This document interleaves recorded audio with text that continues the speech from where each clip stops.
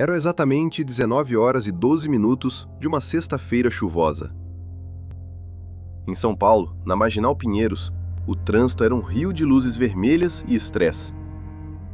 Anderson, 28 anos, motoboy com pressa de chegar em casa para o aniversário da filha, costurava os carros com sua Honda 160. Ele conhecia cada buraco daquele asfalto, mas não podia prever a mudança brusca de faixa do SUV preto à sua frente. O pisca-alerta foi acionado tarde demais. Anderson freou. A roda traseira derrapou no óleo misturado com a chuva. O mundo girou. O som de metal rasgando metal foi a última coisa que ouviu antes da escuridão. No exato mesmo segundo, a 800 quilômetros dali, na BR-101, perto de Florianópolis, Cláudio, 54 anos, pilotava sua Custom estradeira.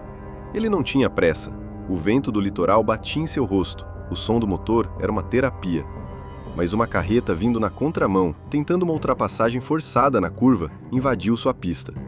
Cláudio jogou a moto para o acostamento, mas o pneu dianteiro encontrou o cascalho solto. Ele foi ejetado em direção ao guardrail. Dois corpos, em dois estados diferentes, atingiram o solo no mesmo instante.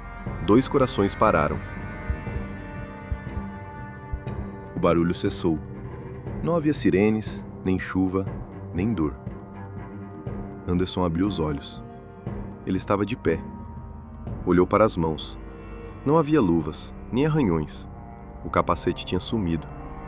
Ele olhou ao redor e viu que estava em uma estrada, mas não era a marginal. Era uma rodovia infinitamente larga, pavimentada com um asfalto que parecia feito de vidro fosco, estendendo-se sob um céu que não era dia nem noite. Um crepúsculo violeta eterno. Não havia horizonte, apenas névoa. "Onde é que eu tô?" Anderson gritou, mas sua voz não ecoou. O som morreu assim que saiu da boca. "Não adianta gritar, garoto. O som aqui é diferente." Anderson virou-se bruscamente. Sentado na mureta daquela estrada estranha, estava um homem mais velho, vestindo uma jaqueta de couro surrada e segurando um capacete antigo nas mãos. Era Cláudio. Ele parecia calmo, mas seus olhos denotavam uma tristeza profunda. "Quem é você?" perguntou Anderson, a respiração acelerada. "Cadê minha moto?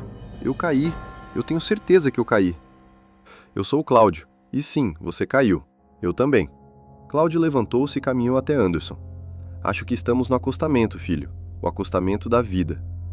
"Eu parti?" Anderson sentiu um nó na garganta. "Não posso. Hoje é aniversário da Alice. Ela faz 3 anos. Eu comprei uma boneca, tá no baú da moto." Cláudio colocou a mão no ombro de Anderson. O toque era sólido, real. "Eu não sei se partimos, Anderson. Eu estava na BR-101. Vi uma carreta. Apagou tudo. Agora estou aqui com você, que nem conheço. Mas sinto que ainda temos um fio ligado lá embaixo." Os dois ficaram em silêncio por um momento que pareceu durar horas, embora no mundo real apenas segundos se passassem. A rodovia silenciosa trazia uma paz aterrorizante. "Eu tenho medo de não voltar", confessou Anderson chorando. "Minha esposa, a Carla, ela não sabe nem trocar pneu. Como ela vai se virar sem mim?" Cláudio suspirou, olhando para a névoa violeta. "Eu entendo. Eu estava indo encontrar minha mulher, a Helena. A gente brigou hoje de manhã por besteira, por causa da toalha molhada na cama. Se eu for embora agora, a última memória que ela vai ter de mim é uma discussão idiota. Eu daria tudo para voltar e dizer que sinto muito."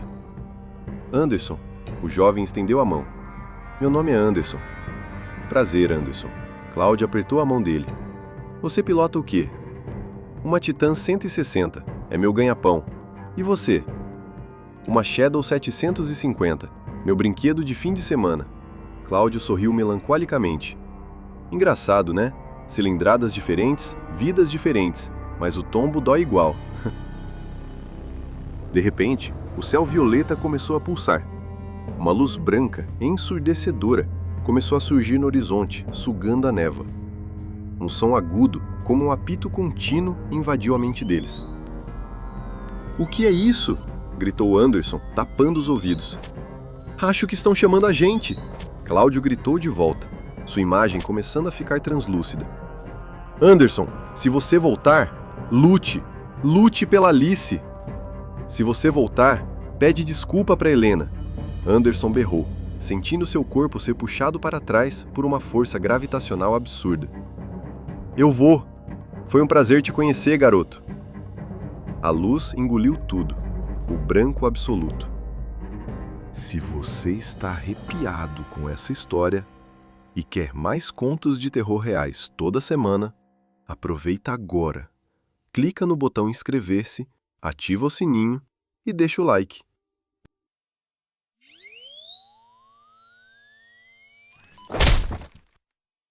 Carrega 200 joules! Afasta! Choque! O corpo de Anderson arqueou na maca dentro da ambulância do SAMU em São Paulo. O ar invadiu seus pulmões com violência, queimando como fogo. A dor voltou com tudo. A perna quebrada, as costelas, o gosto de sangue. Voltou! Ele voltou! Gritou o paramédico. Acelera para o Hospital das Clínicas! Ao mesmo tempo, em Santa Catarina, Cláudia engasgava, cuspindo sangue no asfalto enquanto um bombeiro fazia massagem cardíaca. Temos pulso! O senhor está me ouvindo? Fique comigo! Os dois sobreviveram. O processo de recuperação foi lento e doloroso. Anderson passou 3 semanas na UTI e mais 2 meses de cama em casa. Teve fratura exposta no fêmur e precisou colocar pinos. Durante as febres altas da infecção pós-cirúrgica, ele sonhava com a estrada violeta e o homem da jaqueta de couro. Mas quando acordava, a racionalidade dizia que era apenas um delírio, causado pela morfina e pelo trauma craniano. O cérebro cria defesas, diziam os médicos. Você alucinou enquanto estava sem oxigênio. Ele parou de falar sobre isso. Ninguém acreditava mesmo. Carla, sua esposa, apenas acariciava sua cabeça e dizia para ele descansar. 4 meses haviam se passado desde o acidente. Anderson estava na sala de seu pequeno apartamento, com a perna apoiada em almofadas. Alice brincava no tapete com a boneca que milagrosamente havia sobrevivido ao acidente intacta. Entediado, ele pegou o controle remoto e começou a navegar pelo YouTube na Smart TV. O algoritmo sugeria um episódio ao vivo de um podcast famoso, o Flow ou algo similar. O título chamou sua atenção. Sobreviventes, histórias de quem voltou do além. Curioso, ele clicou. Na tela, havia 2 apresentadores e um convidado. O convidado era um homem de meia idade, com uma cicatriz visível na têmpora e o braço ainda em uma tipóia. Então, Cláudio, disse o apresentador, você ficou clinicamente inativo por 5 minutos na estrada. O que você viu? Foi aquela coisa de túnel de luz? O coração de Anderson falhou uma batida. O nome, a aparência, era ele. Mais magro, mais pálido, mas era o homem da estrada. Cláudio, na TV, tomou um gole de água e olhou para a câmera com seriedade. Olha, Monark, começou Cláudio. Eu sei que vão dizer que é loucura, que foi o DMT do cérebro. Mas não foi túnel. Eu estava numa estrada, uma rodovia infinita com um céu roxo. O chão parecia vidro. Anderson sentiu um calafrio percorrer sua espinha. Ele se sentou, ignorando a dor na perna. E eu não estava sozinho, continuou Cláudio na tela. Tinha um rapaz lá, um garoto. A gente conversou. Ele estava desesperado, coitado.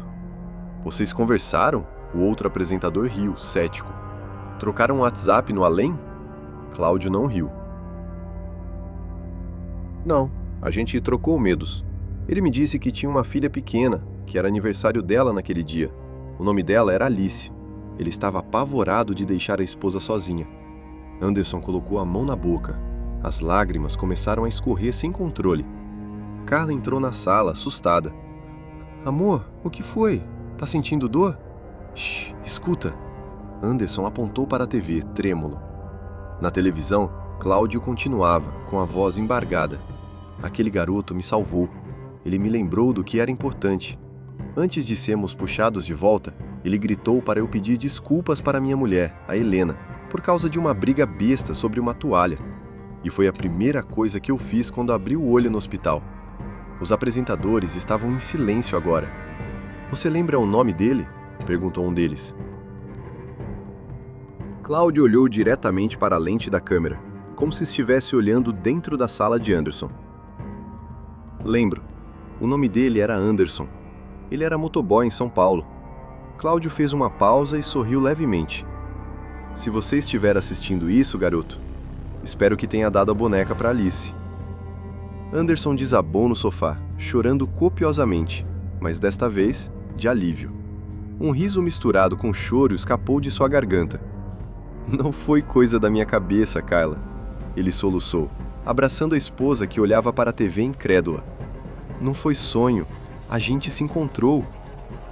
Na tela, a entrevista continuava, mas Anderson não precisava ouvir mais nada. A conexão havia sido feita. A perda da vida não era o fim, e a vida era um presente frágil que eles haviam segurado juntos, naquela rodovia silenciosa, por 5 minutos que valeram por uma eternidade.